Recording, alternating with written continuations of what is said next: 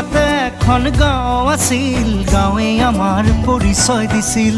লাহে লাহে গাঁও গুচি চহৰ হ'ল, সেউজীয়া চিকুণ একোৱেই নৰল। তথাপি মনৰ মাজত ৰজা পুখুৰীৰ পাৰত সোঁৱৰণে